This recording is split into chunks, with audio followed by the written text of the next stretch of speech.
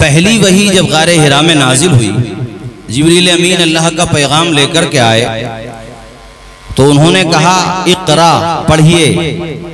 क्या तर्जुमा होता है इसका? पढ़िए। हुजूर ने फरमाया मा अना बिकारी, मैं पढ़ूंगा नहीं। उन्होंने फिर कहा हुजूर पढ़िए, तो हुजूर ने कहा मैं पढ़ने वाला नहीं। इसका मतलब ये नहीं कि मैं जानने वाला नहीं। ना पढ़ना और होता है, ना जानना और होता है, दोनों में फर्क है जी।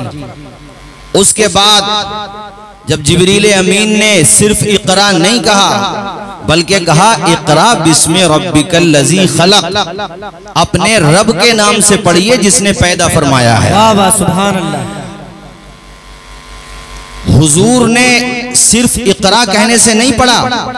जरा गौर करें, आप तो शहर के लोग हैं, तालीम याफ्ता हैं, और बाकी जो देही बस्तियों से आए हैं वो भी सूझबूझ रखते हैं। गौर फरमाएं कि हुजूर से कहा गया पढ़िए तो हुजूर ने नहीं पढ़ा, और जब कहा गया रब के नाम से पढ़िए तो पढ़ा। फिर आपने पढ़ना शुरू किया। आखिर वजह क्या, इसमें लॉजिक क्या है? पहले कहा गया पढ़िए तो नहीं पढ़ा हुजूर ने, और कहा गया रब के नाम से पढ़िए तो पढ़ा हुजूर ने। इसको समझने के लिए करंट इश्यूज को समझना होगा। सिर्फ पढ़े हुए तो वो लोग भी हैं जो आबादियों को मलबों का ढेर बना देते हैं। वो कम तालीम याफ्ता नहीं है जिन्होंने न्यूक्लियर पावर हासिल कर ली, परमाणु हथियार है जिनके पास। बताओ क्या वो तालीम याफ्ता नहीं है? जो फजाओं से भी बम बरसा रहे हैं, जिन्होंने सैटेलाइट सिस्टम दिया, क्या वो तालीम याफ्ता नहीं है? जिन्होंने यूक्रेन की आबादियों में ऐसी बमबारी की कि आप देखें तो हैरत में पड़ जाएं। और यूक्रेन के साथ साथ दुनिया वालों को चाहिए कि वो गज्जा पट्टी की मजलूम कौम को भी देखे। यूक्रेन के लिए जब वॉइस को बुलंद किया जाए तो जरूरी ये है कि वो अफगानिस्तान में बरसते हुए बमों को भी देखें। दुनिया को चाहिए कि यूक्रेन के मजलूमों के लिए प्रोटेस्ट करते हुए हमने भी किया, हमें भी दुख है। और हमें इसलिए भी दुख है कि हमने इराक को कब्रिस्तान होते हुए देखा है, हमने लीबिया को तबाह बर्बाद होते हुए देखा है, हमने यमन में सिविल वार को देखा है, हमने जनाबे वाला मिस्र के पास खित्तों में इस तरह की सिचुएशन देखी है। इसलिए हमें यूक्रेन के साथ हमदर्दी है। मैं कहना सिर्फ इतना चाहता हूं कि तालीम याफ्ता ये लोग भी हैं जो बम बरसा रहे हैं, जो हजारों टन मिसाइलों के जरिए से बारूद बरसा करके वहां की जमीनों को कब्रिस्तान में तब्दील कर रहे हैं। बताइए क्या ये लोग पड़े हुए नहीं है? बोलिए पड़े हुए हैं कि नहीं? इनके हाथ में तो ऐसा बटन है जो परमाणु बटन, यानी उसको हाई अलर्ट पे कर देते हैं जब जंग बहुत ज्यादा सिचुएशन बहुत ज्यादा खतरनाक हो जाती है और सिचुएशन बहुत पैनिक हो जाती है। तो ऐसी सूरत में किसी भी कंट्री के पास इस वक्त तक 9 ममालिक ऐसे जिनके पास परमाणु ताकत है, वो हाई अलर्ट पर, उसके लिए स्पेशल फोर्स होती है, हाई अलर्ट पे कर देते हैं कि हम इशारा देंगे तुम परमाणु के लिए बटन दबा देना। जानते हो परमाणु बम कितनी खतरनाक बम है? 6 अगस्त 1945 में अमेरिका ने नागासाकी और फिर 9 अगस्त 1945 में हिरोशिमा पर यह बम बरसाए। 1945 की बात हो रही है, 77 या 78 साल पहले। उस वक्त तो इतना डेवलप भी नहीं हुआ था सिस्टम, उस वक्त इस कदर तरक्की भी नहीं हुई थी। मगर उसके बावजूद इन बमों की तबाही का आलम यह था कि एक शहर में 70,000, दूसरे शहर में 80,000 लोग तो उसी वक्त फौत हो गए थे। बाद में वहां की जमीन जल गई, सब्जा उगाना बंद कर दिया था। सोचिए उस वक्त उन बमों की ताकत का आलम यह था। अगर आज परमाणु बम छोड़ दिए जाएं तो नस्लों का आलम क्या होगा? दुनिया के पास इतना परमाणु हथियार है कि इस पूरी दुनिया को 3 मरतबा खत्म किया जा सकता है। मैं पूछना यह चाहता हूं कि जिन्होंने ये हथियार बनाए, क्या वो तालीम याफ्ता नहीं है? क्या उनके पास तालीम नहीं है, एजुकेशन नहीं है? नहीं भाई, वो बहुत तालीम याफ्ता हैं, वो बहुत बड़े साइंटिस्ट हैं। मेरे दोस्तों, उनके पास इल्म की कमी नहीं है, मगर मेरे पैगंबर ने सबक दे दिया पूरी दुनिया को कि देखो, मुझसे कहा गया इकरा तो मैंने पढ़ा नहीं, सिर्फ पढ़ना और है, रब के नाम से पढ़ना और है। ये जो बम बरसा रहे हैं सिर्फ पढ़े हुए हैं, और मोहम्मद अरबी के गुलाम जो मोहब्बतों के फूल बरसा रहे हुए हैं, ये रब के नाम से पढ़े हुए हैं। रब के नाम से पढ़ना और सिर्फ पढ़ना, उसमें फर्क होता है। जो रब के नाम से पढ़ता है वो प्यासों को मारता नहीं है, बल्कि उन्हें पानी पिलाता है। है। हमारी किताबें पढ़ो। मैं हिंदू समाज के लोगों से भी दरख्वास्त करता हूँ, मेरे आका की जीवनी पढ़ो। अरे पढ़ के देखो, बुखारी शरीफ कहती है कि एक औरत ने प्यासे कुत्ते को पानी पिला दिया। हालांकि वो औरत कैरेक्टर की अच्छी नहीं थी, वो औरत पारसा और नेक खातून नहीं थी, मगर उसने बेज़बान कुत्ते पे तरस खाया तो अल्लाह ताला ने इसी नेकी की वजह से उसकी मग़फ़िरत फरमा दी। ये इस्लाम की तालीम है। रब के नाम से पढ़ना यह है कि तुम्हारे मकानों की छतों पर अगर परिंदे आ जाएं तो उन्हें भी पानी पिला दो। तुम्हारी चौखट पर अगर प्यासे कुत्ते आ जाएं तो उन्हें धुतकारो नहीं, अपनी रोटियां खिला दो। इस्लाम की तालीम यह है, सिर्फ पढ़े हुए लोग दुनिया को कुछ नहीं दे सकते तरक्की के नाम पर। ये सिर्फ यहाँ पे टेरर पैदा करेंगे, खौफ पैदा करेंगे। दुनिया में इंसानियत का ठेकेदार बनता है अमेरिका। 9 तो इस्लामी ममालिक को तबाह बर्बाद कर चुका है मेरे साथियों। उसके अलावा जापान में बम उसी ने गिराया।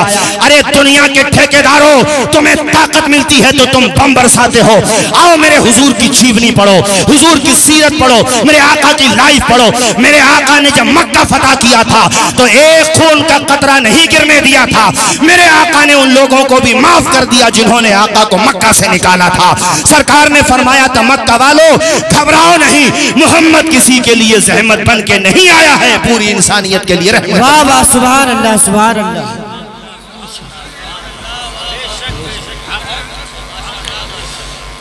तुम क्या जानो इंसानियत क्या होती है? वो गज़ा पट्टी पे बम बरसाने वालों, तुम्हें क्या पता इंसानियत क्या होती है? पूरे पूरे झुंड बना करके एक निहत्थे की लिंचिंग कर देने वालों, तुम क्या जानो इंसानियत क्या होती है? तुम जानोगे इंसानियत क्या होती है? तुम सिखाओगे हमें इंसानियत क्या होती है? देख, इंसानियत ये होती है। सैयदना इमाम ज़ैनुल आबिदीन के खेमे में एक प्यासा आया। ये कौन है? ये हुसैन का बेटा है और अली का पोता है। वाह वाह, सुभान अल्लाह। खेमे में आ गया प्यासा। इमाम ज़ैनुल आबिदीन सैयद सज्जाद ने पानी भी पिलाया, रहने का इंतजाम किया, खाना भी खिलाया। वो इतना रोया, हुस्ने अखलाक देख के आप दीदा हो गया। चंद दिनों रहा लेकिन कुछ कह नहीं पाया। शर्मा इतना रहा था कि बॉडी लैंग्वेज से जाहिर था कि वो कुछ कहना चाहता है। उसने कुछ कहा नहीं। जब निकलने लगा तो पाँव मनो भारी हो गए, निकल नहीं सका और कदमों में गिर गया इमाम के। आप दीदा होके कहा, इमाम में चला जाता तो मन पे एक बोझ रहता। सोचा सच्चाई जाहिर कर देता हूँ। इमाम वो जो दिलों की भी खबरगिरी रखते हैं, सब जानते थे, वो सब जानते थे। आपने कहा, हाँ बता क्या कहना चाहता है? तो आप दीदा होके कहता, इमाम मैं वो बदबख्त हूँ जिन्होंने करबला के मैदान में आपकी खानवादे पे पानी बंद किया था। मेरा ताल्लुक उसी शकीउल क़ल्ब जमात से है जिन्होंने आपके खानवादे के खेमों को जलाया, जिन्होंने आपके बच्चों को प्यासा तड़पाया। लेकिन आज आपका हुस्ने अखलाक देख करके मैं बर्दाश्त नहीं कर सका, जब्त नहीं कर सका और मैंने अपनी हकीकत हाल आपके सामने रख दी। तो इमाम ने उससे कहा, नादान तू क्या समझ रहा था, मैंने तुझे पहचाना नहीं था? मैं कैसे भूल सकता हूँ उन चेहरों को जिन्होंने हमारे गुलशन को उजाड़ दिया? मैं कैसे भूल सकता हूँ? मैंने पहली नजर में पहचान लिया था। इतना जब कहा तो ताज्जुब में इजाफा हुआ, हैरत और इस्तेजाब के समंदर में डूब गया। वो कदम चूम के कहता, इमाम पहचानने के बाद भी ऐसी खातिर तवाज़ो की, ऐसा खाना खिलाया, पानी भी पिलाया। तो इमाम ने मुस्कुरा के फरमाया था, करबला में जो तूने किया वो तेरा किरदार था, यहाँ जो मैंने किया मेरे नाना का किरदार है। वाह वाह, सुभान अल्लाह। अरे बम बरसा करके दुनिया को टेरर का अड्डा बनाने वालों, जब तक हुजूर की चौखट पे नहीं आओगे, चांद की कमंडे डाल लो, चांद पे पहुंच जाओ, हवाओं को मुसख्खर कर लो, समंदर की लहरों पर अपना कंट्रोल कर लो, सैटेलाइट सिस्टम कर लो, कुछ भी कर लो। याद रखो, जब तक मोहम्मद अरबी का विजन नहीं अपनाओगे, दुनिया में शांति कभी भी नहीं आ सकती है। शांति लाने के लिए तुम्हें हुसैन के नाना के रास्ते पर आना ही। वाह वाह, सुभान अल्लाह, सुभान अल्लाह। ये मामूली बात समझते हैं आप? मक्का फतह हुआ। मुझे दुख ये है, नौजवानों तुमसे भी तकलीफ है, मुझे दुख ये है कि आप लोग भी पूरी रात नेट पे गलाजतें देखते हो। सिर्फ अब तो नेट पे सुविधा है, अपने हुजूर की सीरत ही पढ़ लो जी। वैसे मैं तो मशवरा देता हूँ कि किताबों में पढ़ो जो अपना देसी तरीका था और वही मुआसिर भी है। PDF में लोग पढ़ नहीं पाते हैं। बस ठीक है, बेहतरीन चीज है, अगर कोई इस्तेमाल करता तो ठीक है, लेकिन मैं एक आदत बता रहा हूं, किताबें खरीदने का तो रिवाज ही खत्म हो गया। चलिए आप नहीं खरीदते तो हिस्ट्री पढ़ो। मैं तुमसे कहता हूं, अगर भारत में कोई आपसे सवाल कर ले आपके मुगलों के बारे में, क्या जवाब देंगे आप? आपके मुस्लिम शासकों के बारे में क्या जवाब देंगे? पूरी पूरी रात अपनी पूरी कीमती रात गुनाहों की नजर करने वाले नौजवानों, आओ नेट के जरिए ही सही कम से कम अपने भारत का इतिहास भी जानो और अपने इस्लाम का इतिहास भी जानो। ये मैं आप लोगों से अपील करता हूँ, और मैंने कई जगह तकरीरों में कहा, आज फिर कह रहा हूं, जरूरी नहीं है कि नारे रिसालत, उलमाए अहले सुन्नत, उलमाए अहले सुन्नत, दो नाम मैं बता रहा हूँ, दो नाम बता रहा हूँ भाइयों, दो नाम बता रहा हूं मैं। अपने भारत में मुस्लिम शासकों के हिस्टोरिकल फैक्ट जानने के लिए डॉक्टर राम पुनियानी जी को सर्च किया करो, सुना करो, और अपने हिंदू फ्रेंड्स को भेजा करो, ताकि उन्हें पता चले सच्चाई वो नहीं है जो गोदी मीडिया दिखाता है, सच्चाई वो है जो डॉक्टर राम पुनियानी जी बता रहे हैं। वाह वाह। चूंकि वो अपने बंदे की जबान से सुनेंगे तो उन्हें यकीन आएगा।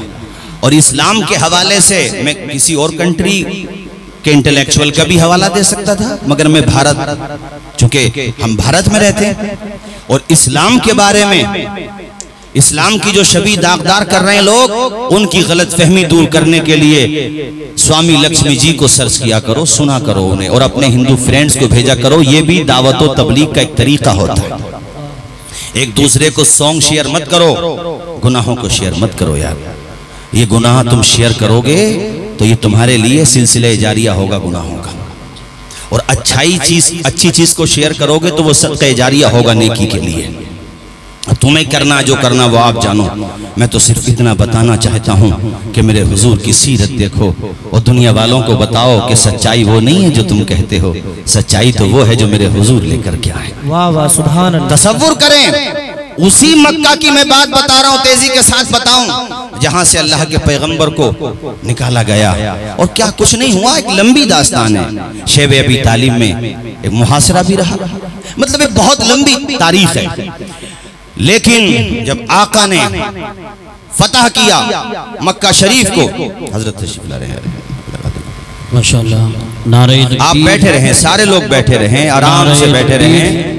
नारे रिसालत, नारे गौसियत, मसलके आला हजरत, फैज़ान आला हजरत, नबीर हुजूर हाफिज़े मिल्लत, हजरत अल्लामा नईम मिल्लत, हजरत अल्लामा मुफ्ती ज़ाहिद अली साहिब क़िबला सलामी, उलमाए अहले सुन्नत, हुजूर नईम मिल्लत, हजरत अल्लामा मुफ्ती ज़ाहिद अली सलामी, उलमाए अहले सुन्नत, माशाअल्लाह, नबीर हुजूर हाफिज़े मिल्लत हजरत अल्लामा नईमुद्दीन साहिब क़िबला नईम मिल्लत माशाअल्लाह जलवाबार हो चुके हैं। साथ ही में उस्ताज़ गिरामी उस्ताज़ुल असातिज़ा हजरत मुफ्ती ज़ाहिद अली सलामी साहिब, और उसी दौरान हमारे अहले सुन्नत मौलाना नफीस अख्तर साहब क़िबला भी तशरीफ लाए थे माशाअल्लाह। आप जो है सुने सुकून के साथ। मैं ये बात मुकम्मल करूं चूंकि मेरे बाद प्रोग्राम आगे भी चलना है, और माशाअल्लाह मैं काबिल मुबारकबाद समझता हूँ हजरत मौलाना अबरार साहब और उनकी पूरी टीम को, उनके तमाम मुदर्रिसीन को और मुआविनीन को भी।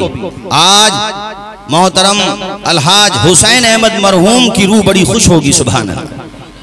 और इसी तरह इदारों से मोहब्बत करने वालों का जाहिर है सबको एक दिन जाना, जैसे आज उनका नाम लिया जा रहा आदम मौजूदगी में भी, जबकि वो दुनिया से जा चुके हैं, इसी तरह हर मुआविन का जब दुनिया से जाएगा तो मोहब्बत के साथ नाम लिया जाएगा। क्योंकि जो दीन का काम करता वो मरता नहीं है, ट्रांसफर हो जाता, नाम तो जिंदा रहता है ना उसका। सईद भाई, नाम तो जिंदा रहता है जो भी काम करता है। ये मैं बात मुकम्मल करूं भाइयों, जरा सुने, इधर मेरी तरफ देखें।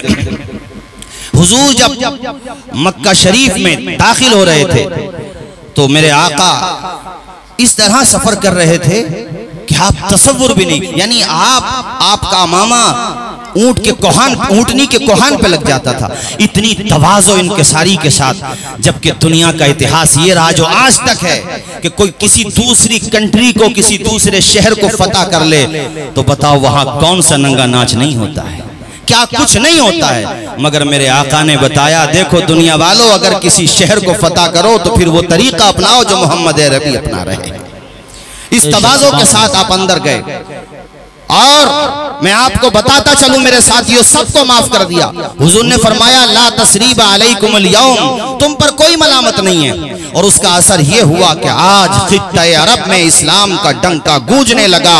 जितने लोग अब तक दामन इस्लाम में नहीं आए थे, आज वो मेरे आका के हुस्न अखलाक को देखकर जिसने इतना मुतासिर किया, इतना मुतासिर किया, और वो ये समझ गए कि अगर इन्हें सिर्फ इक़्तिदार चाहिए होता तो आज ये हमें कत्ल करा देते, आज हमारी लाशों को मुसला बना दिया जाता। लेकिन इन्हें इक़्तिदार नहीं चाहिए, बल्कि हमारे लिए जन्नत का परवाना चाहिए। और वो सब के सब मेरे आका के दामन करम में आ गए। इन्हीं लोगों में, ये मैं सुना दूं तेजी के साथ, इन्हीं लोगों में एक बंदा था जिसका नाम था उस्मान बिन तलहा। ये याद करके जाएंगे और अपने हिंदू भाइयों को जाकर के बताएंगे। चूंकि आप हजरात का सब जगह बैठना होता है, और तबलीग की नियत से बैठ भी सकते हैं भाइयों, बैठ भी सकते हैं, as a citizen of country भी बैठ सकते हैं। उनके अकाईद उनके साथ, हमारे साथ, तो उनके अकाईद का वो जवाब देंगे। इंशाल्लाह हमारा बेड़ा तो पार है ही। बैठो तो बताना उनको कि आज देखो 4 करोड़ आबादी का मुल्क है यूक्रेन, उसके ऊपर रशिया ने शिकंजा कसा और नेटो ने कैसा बेवकूफ बना दिया। और जैसा नेटो ने बेवकूफ बनाया है, ऐसा ही कल भी बेवकूफ बनाया गया है। हमारी कौम के अलावा उनकी कौम के लोगों ने उन्हें ऐसे ही बेवकूफ बनाया जैसा नेटो ने यूक्रेन को बेवकूफ बनाया मेरे साथी। लेकिन हम खौफजदा होने वाले लोग नहीं हैं। हमें मिटाने की हसरत बड़ी मुश्किल से निकलेगी, कलेजा चीर देगी जो दुआ दिल से निकलेगी। बेशक बेशक, सुभान अल्लाह, सुभान अल्लाह। उस्मान बिन तलहा, मौलाना अबरार साहब, वो भी लाइन में खड़े थे। आज वो थोड़ा डर रहे थे, मगर दिल कह रहा था उस्मान तू डर नहीं, वो रहमतुल्लिल आलमीन है, तुझे भी माफ कर देंगे। बेशक बेशक, सुभान। मैटर ये था कि हुजूर जब हिजरत करने वाले थे, हिजरत के आखिरी यानी चंद दिनों में हिजरत होने वाली थी, तो हुजूर अपने सहाबा के साथ उस्मान बिन तलहा के पास गए। वो कैसा दौर था, इससे हौसला मिलता मेरे साथियों। परेशानी देख के घबराया ना करो यार, अहले हक पे तो परेशानियां आती ही हैं, घबराते क्यों? चैलेंजेस को फेस करना चाहिए, परेशानियों का हमें जवाब देना चाहिए, संवैधानिक तौर पे उसका हल निकालना चाहिए। घबराना मसले का हल नहीं होता है, डरना मसले का हल नहीं होता है। मैं यहां वाकया सुनाने से पहले 3 बातें कहना चाहता हूं। अब अल्लाह करे मेरी बात ये सब जगह पहुंचे। प्राइवेट लोग जब अपने इंटर कॉलेज बना सकते हैं, डिग्री कॉलेज भी बना सकते हैं, प्राइवेट, वो किसी पॉलिटिकल पार्टी का हिस्सा नहीं है, तो जब वो ये काम कर सकते हैं तो हमारे लीडर्स सबके लिए मैं कह रहा हूं, हार जीत तो आपकी किस्मत का हिस्सा था। जब आप इलेक्शन में करोड़ों रुपया उठा सकते हैं तो 1-1.5 करोड़ रुपया उठा करके इंटर कॉलेज क्यों नहीं बना सकते हैं यार आप? बेशक बेशक बेशक। इलेक्शन में जीत जाते तो 5 साल तक नाम रोशन होता। लेकिन गरीब बच्चों के लिए अगर अच्छी और यानी कम फीस में अगर बच्चों के पढ़ाने के लिए तालीमी इदारे बना करके जाओगे तो फिर इलेक्शन में जीतो या ना जीतो, हमेशा के लिए जरूर जीत जाओगे इंशाअल्लाह। ये गरीब बच्चे याद रखेंगे कि चौधरी सराय का ये जो इंटर कॉलेज गरीब बच्चों के लिए कम फीस में खोला गया, ये फुला साहब ने बनाया था। अगरचे वो इलेक्शन नहीं जीते थे, मगर वो दिलों को जरूर जीत गए थे। बेशक बेशक। इसी तरह से जो इलेक्शन जीत जाते हैं उनसे भी बड़े अदब के साथ, अब तक जो हुआ, what is gone is gone, उसे छोड़ो। लेकिन अब जरूरी है कि अपनी नस्लों के हाथ में कलम दो। अगर तुम भी अपनी नस्लों के बारे में नहीं सोचोगे तो लखनऊ से सीएम साहब और दिल्ली से पीएम साहब तुम्हारे बच्चों के हाथ में कलम देने के लिए नहीं आएंगे। तुम्हें अपनी जनरेशन को तालीम याफ्ता बनाना ही पड़ेगा। बेशक बेशक। अरे ये उलमा तो उलमा ही बनाएंगे ना यार। मदरसा अजमलुल उलूम हो, खैरुल उलूम हो, जमीनुल उलूम हो, हमारा फैजुल उलूम हो, या आपका रजाए हसनैन हो, मखदूमिया दारुल उलूम हो, जितने भी इदारे हैं इनकी मेहनतें देखा करो। एक का मुंह देखते, गालियां सुनते, न जाने क्या लोग कह देते हैं। चंदे कर करके बेचारे दर बदर की ठोकरें खा करके हुजूर की विरासत को दूसरों तक पहुंचा रहे हैं। क्या करेंगे बताओ? ये तो जो कर रहे हैं कब्जे से ज्यादा कर रहे हैं। बाकी लोगों से भी सवाल करो कि अल्लाह ने तुम्हें करोड़पति बनाया, क्या तुमने कॉलेज भी बच्चों के लिए बनाया कि नहीं बनाया? जी बेशक, क्या बात है, हक है। संभल वालों ने तुम्हें कई मर्तबा मौका दिया, इस मर्तबा भी दिया। अब तक जो हुआ हुआ, कुछ खूबियां भी हैं बिलाशुबा, लेकिन अब आपकी जिम्मेदारी है कि चौधरी सराय में भी गरीब बच्चों के लिए फीस हो। मैं फीस को मना नहीं कर रहा हूं, फीस हो, लेकिन इतनी फीस हो कि रक्षा पोलर का बच्चा भी शान के साथ अपने पकड़ सके। इसी तरह से मैं इंटर कॉलेज की बात कर, मेरे दोस्त हैं रहमानी दीन नगरपुर में, उनके साले साहब इमरान हबीबी यूरोप में गए, वो माशाल्लाह डिग्री हासिल की, और हजरत उन्होंने डिग्री कॉलेज बनाया, उनरकी में डिग्री कॉलेज बनाया माशाल्लाह। वो बना सकते हैं, और मैंने वहां पर भी कहा था, और माशाल्लाह वहां पर हमारे बर्क साहब के बेटे भी थे, हाजी रिजवान भी थे, हाफिज वारिस भी थे, तीनों से कहा। और यहां पर भी मैं सबसे कह रहा हूं, मेरे लिए मैं सबकी इज्जत करता हूं, वो हमारी करते हैं, मतलब हमसे मतलब हमारे उलमा की करते हैं। इसलिए कहता हूं हौसला ना हारो। जिन्हें कामयाबी मिली है वो अब ये सोचें जो हुआ हो गया, लेकिन हम अपने बच्चों का फ्यूचर रोशन करेंगे।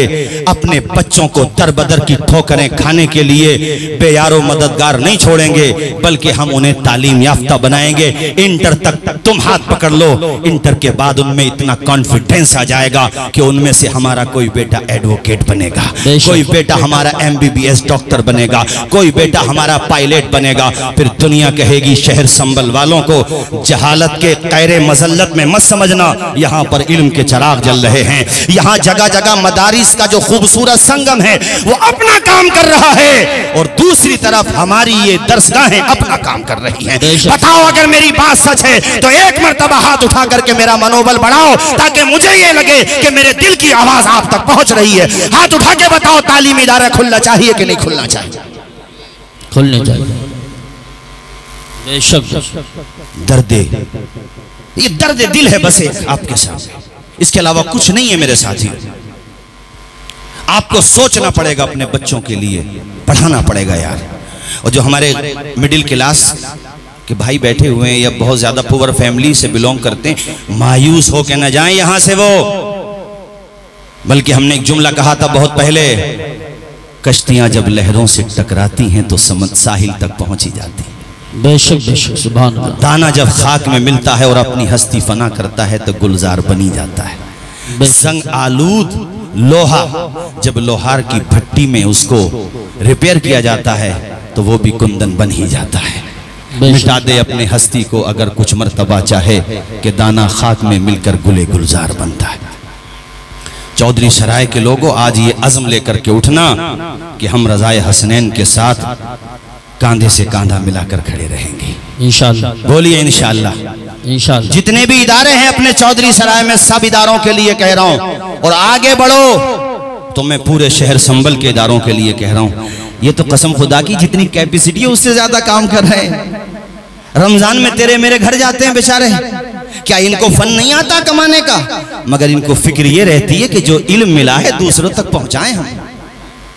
ये फिक्र रहती है बस, इसके अलावा क्या मकसद है इनका? बाकी जहां तक पैसा कमाने की बात है तो जैसे आप जानते हैं ये भी जानते हैं, कुछ भी काम लेके बैठ सकते, कर लेंगे आराम से।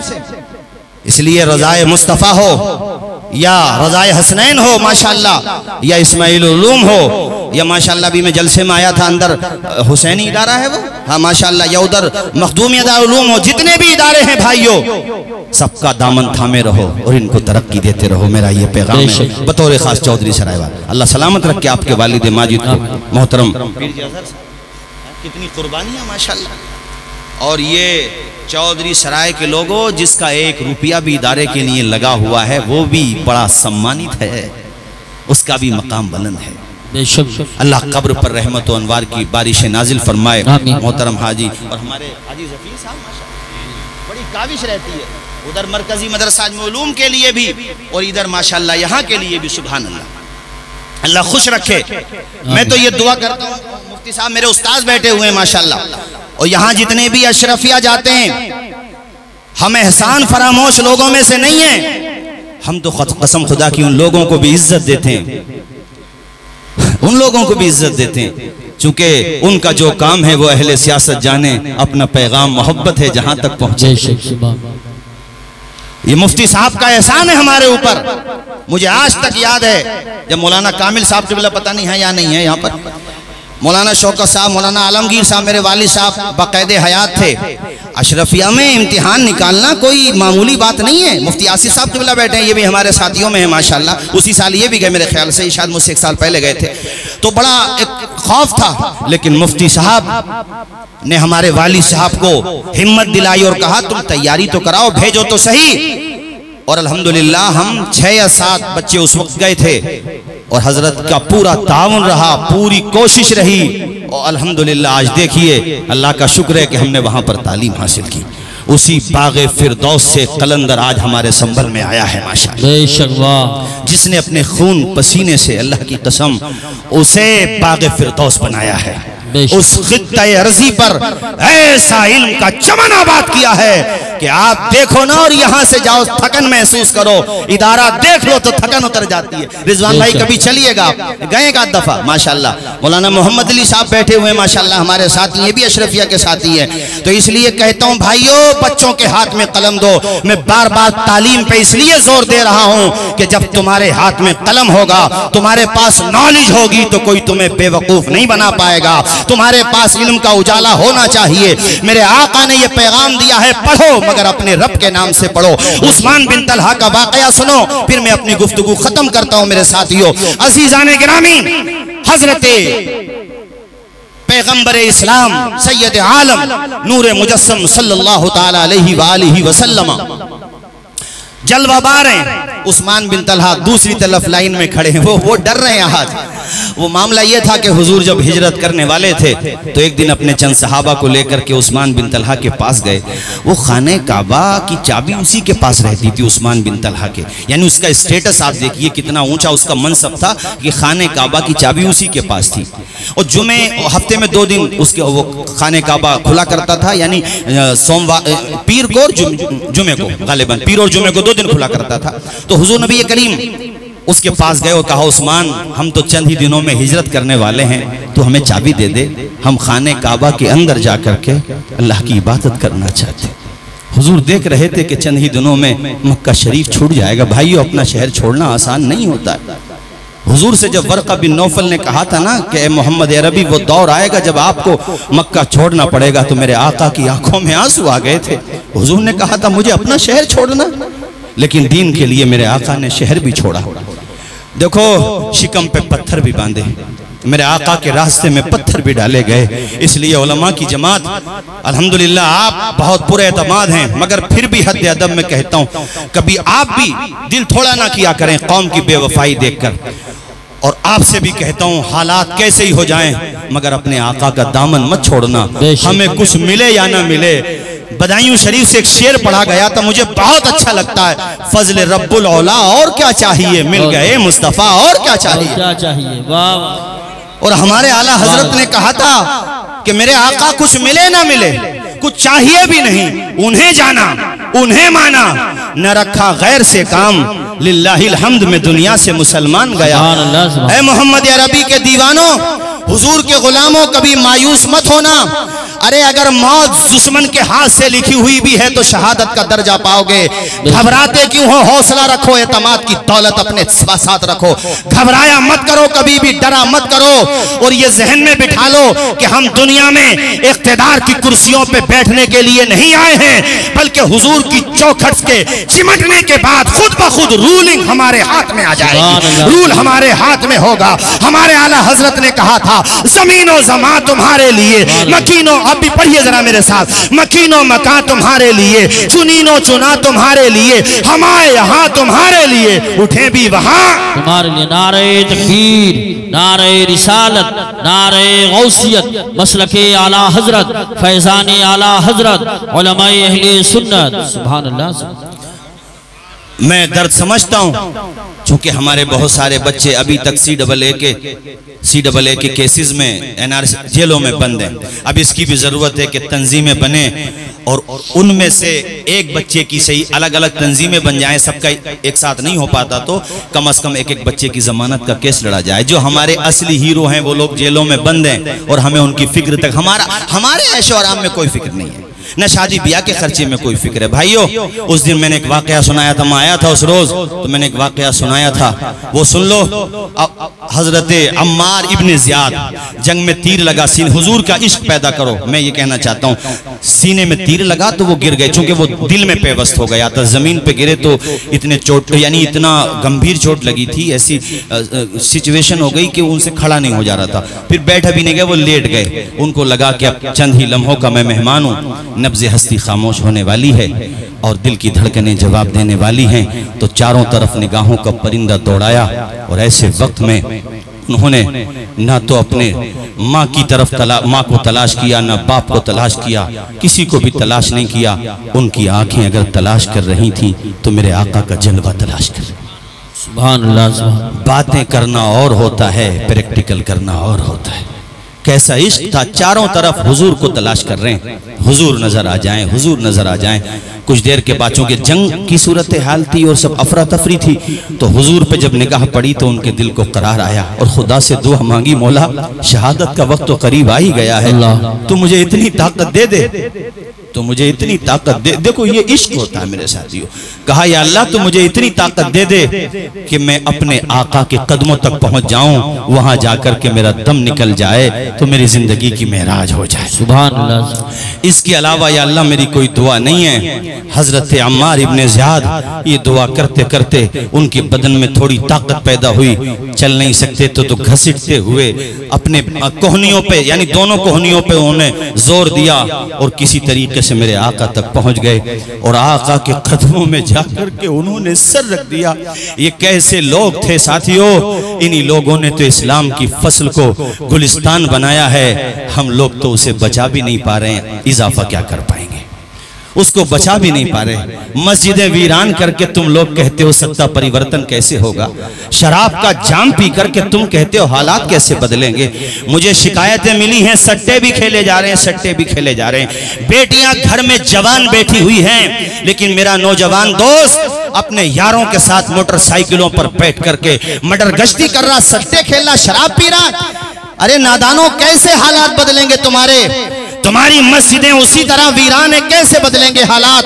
यार मैंने बहुत दफा कहा है, मौजूदा दौर के दिन रात बदल सकते हैं, मुल्क के फिक्र नजरियात बदल सकते हैं। मेरे भाई तुम बदल जाओ तो हालात बदल सकते हैं। बेशक सुभान अल्लाह। तुम्हें बदलना पड़ेगा।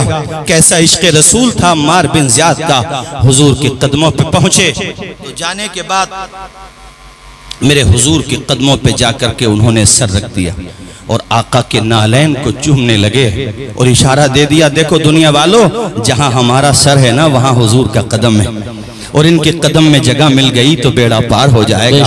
अल्लामा हसन रजा ने बड़ी खूबसूरत बात कही थी कि ढूंढा ही करें सदरे कयामत के सिपाही, वो किसको मिले जो तेरे दामन में छुपा। सुभान अल्लाह, सुभान अल्लाह, माशाअल्लाह। मेरे आका आपसे रिश्ता मजबूत रहे, बस कुछ रहे या ना रहे, कुछ रहे या ना रहे, पर ये दुआ है कि अमीर नजा के वक्त सलामत हम सबका ईमान रहे। कदम चूमते जाते थे और धड़कने धीरे धीरे खामोश होती जाती थी और तारीखी जुमले ये थे, फुस्तु बिरब्बिल काबा, फुस्तु बिरब्बिल काबा, रब्बे काबा की कसम अम्मार कामयाब हो गया। हुजूर ने नीचे की, यानी हुजूर ने उनको मुलाहजा, मेरे आका ने उनको देखा और सरकार ने उनके सर पे दस्ते शफकत रखा। मेरे आका की चश्माने बाज़ाग आंसुओं से भीग गई मुसलमानों, और हुजूर ने आप दीदा होके कहा, अम्मार बिन ज़ियाद हमारी कुर्बानियां रायगा नहीं जाएंगी, एक दिन वो आएगा कि हर तरफ इस्लाम का फरेरा लहराएगा। एक दिन वो आएगा अम्मार बिन ज़ियाद कि हर तरफ इस्लाम का परचम लहराएगा और वो दिन आए, तारीख ने वो दिन भी देखे मेरे साथियों कि जब मक्का में बैठ के उमर रूलिंग किया करते थे और ऐसा दबदबा होता था कि नाम कैसर और किसरा सुन के काम जाया करते थे। वो दिन भी आया कि जब कोई ज़कात लेने वाला नहीं था। वो दिन भी आया कि जब एक मुसाफिर रात में सफर करता, यहाँ तक कि एक औरत अगर रात में सफर करती और मदीने से चलती भाइयों, वो बड़े बड़े दूरों दराज तक कोई डाकू कोई चोर हिम्मत नहीं करता था जो औरत को देख ले। ऐ दुनिया वालों, तुम कहते हो दरसगाहों से पढ़े हुए लोग पॉलिटिशियन कैसे बन सकते हैं, उनको सियासत कैसे आ सकती है? अरे 70 सालों में तुमने क्या दिया है उसका जवाब दो। अब ये जनता तुमसे सवाल भी करेगी। तुमने उलमा को वंचित समाज से समझ लिया, तुमने इन्हें माइनॉरिटी बना दिया। इसलिए कहता हूं दरसगाहों से फैज पाओ और दरसगाहों से पढ़े हुए उलमाए किराम से फीडबैक लेते रहो, तभी तुम्हारा मुस्तकबिल रोशन होगा। आओ भाई, उस्मान बिन तलहा की बात सुना करके मैं गुफ्तगू खत्म करता हूं। उस्मान बिन तलहा भी लाइन में खड़े हुए थे। उस्मान बिन तलहा से हुजूर ने कहा था कि अल्लाह मुझे चाबी दे दे, उस्मान में आखिरी मर्तबा खाने काबा के अंदर जाके वो रब की इबादत करना चाहता हूं। तो उस्मान बिन तलहा ने मजाक उड़ाया था। अच्छा, ये जो रिवायत खुद उस्मान बिन तलहा से मरवी है, वो रोते हुए कहते वो दौर था जब हम दौरे जाहिलियत में थे, हमसे आका ने जब वो चाबी मांगी तो हमने मजाक उड़ाया। उन्होंने कहा था ए अम्मार तू मेरा उस्मान बिन तलहा तू मेरा मजाक उड़ा रहा है, लेकिन सुन मैं वो दिन देख रहा हूं जब ये चाबी खाने काबा की मेरे हाथ में होगी। और सुन उस्मान, मोहम्मद जिसे चाहेगा खाने काबा की चाबी देगा। वो दिन आएगा, मैं देख रहा हूं। अल्लाह अकबर। तो उस्मान बिन तलहा ने कहा था अरे ऐसा दिन तो कभी भी नहीं आएगा। क्या कुरैश मक्का ने चूड़ियां पहन ली हैं? उस दिन तो कुरैश मक्का रुसवा हो जाएंगे, ऐसा दिन आएगा। हुजूर ने कहा था उस्मान रुसवाई की बात ना कर, जिस दिन मोहम्मद के हाथों में चाबी आएगी मक्का के लोग रुसवा नहीं होंगे, हकीकत में इज्जत तो उसी दिन पाएंगे। आज वो दिन आ गया। लाइन में खड़ा हुआ है उस्मान, मौला अली शेर खुदा को भेजा। एक रिवायत में मौला अली शेर खुदा का जिक्र है और एक रिवायत में ये कि हुजूर ने खुद बुलाया। दोनों में तदबीर तो आसानी से हो ही जाएगी। बहरहाल हजरत मौला अली शेर खुदा पहुंचे और जाने के बाद फरमाया उस्मान ला वो चाबियां मुझे दे दे। उस्मान खाने काबा की छत पे चढ़ गए। हजरत मौला अली ने कहा उस्मान साथ खैरियत से चाबी दे दे, ये वो दौर नहीं है, वो दौर बदल चुका है। इतना जब कहा शेर खुदा ने तो उस्मान बिन तलहा ने चाबी दे दी। मेरे आका के हाथों में खाने काबा की चाबी आई। उसके बाद कहा उस्मान कुछ याद आया? उस्मान बिन तलहा रो दिया, कहा या ए मोहम्मद इब्ने अब्दुल्ला सब कुछ याद आ गया। वो माजी का दौर याद आ गया, वो पास्ट का जमाना याद आ गया। ए मोहम्मद बिन अब्दुल्ला याद आ गया। तो मुस्तफा ने मुस्कुरा के फरमाया अब बता मैं ये चाबी किसे दूं? वो खामोश हो गया। हुजूर ने आवाज दी उस्मान तू मेरे करीब तो आ। उस्मान करीब आया तो दिल में कहीं ना कहीं ये वसवसा था, न जाने कौन सी सजा मिलेगी। मेरे हुजूर ने फरमाया उस्मान देख वो तेरा किरदार था कि तूने मुझे चाबी नहीं दी थी, ये मेरा किरदार है कि आज मोहम्मद तुझे खाने काबा का मुतवल्ली बना रहा है। और सुन आज के बाद ये चाबी तुझसे कोई छीन नहीं पाएगा। ये चाबी तेरे पास और तेरी नस्ल के पास रहेगी। अल्लामा पीर करम शाह ज़हरी ने ज़ियाउन नबी में लिखा है तब से लेकर आज तक वो खाने काबा की चाबी उस्मान बिन तलहा की नस्ल ही के पास है। अल्लाह अकबर कबीरा। मेरे आका ने फरमाया उस्मान बिन तलहा ये चाबी ले ले। उस्मान बिन तलहा कदमों में गिर गए, आप दीदा हो गए, रोते रहे। कहा मेरे आका मेरा दिल तो उसी दिन मुसलमान हो गया था जब मैंने आपकी अजमतों का शोहरा सुना था, मगर मैं हालात की वजह से खामोश था। हुजूर के कदमों को पकड़ के मचल करके पढ़ने लगे। आप भी पढ़ लीजिए झूम करके ताकि उनके गुलामों में अल्लाह कबूल फरमा ले। झूम करके पढ़ने लगे अशहदु अल्ला इलाहा, बोलिए अशहदु अल्ला इलाहा, जोर से बोलो अशहदु अल्ला इलाहा इल्लल्लाह व अशहदु अन्ना मुहम्मदन अब्दुहु व रसूलुहु। झूम के पढ़ते जाते उस्मान बिन तलहा मुस्तफा ने सीने से लगाया, पूरा मक्का मुसलमान हो गया।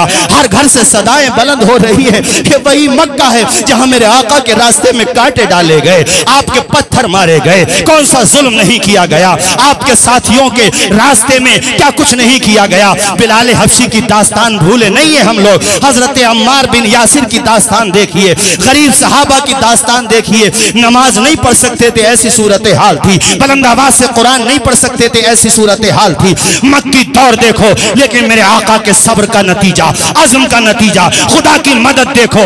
एक दौर वो भी आया कि ये वही मक्का है जहां जोर से कुरान नहीं पढ़ सकते थे, ऐलानिया कलमा नहीं पढ़ सकते थे। अब आका ने मक्का फतह किया है तो हर घर से एक ही सदा आ रही है, ला इलाहा इल्लल्लाह मुहम्मदुर रसूलुल्लाह। हर किसी की जबान पर एक ही तराना है। अगर मैं उर्दू में कहूं तो मतलब ये होगा, दामने मुस्तफा से जो लिपटा यगाना हो गया, जिसके हुजूर हो गए उसका जमाना हो गया। हर समत अपने खून की रमक छोड़ जाऊंगा, मैं करबला का फिर से सबक छोड़ जाऊंगा। जहनों की तीरगी को मिटाने के वास्ते एहसास की रगों में शफक छोड़ जाऊंगा। देकर बुलंदियों का सभी को मैं हौसला, परवाज़ी फिजा का हक छोड़ जाऊंगा। पढ़ने के बाद जाग उठेंगे तमाम लोग, तारीख में मैं ऐसा वरक छोड़ जाऊंगा। कदम की खाक आंखों का पानी छोड़ जाऊंगा। मैं दरिया हूं, बहाव में रवानी छोड़ जाऊंगा।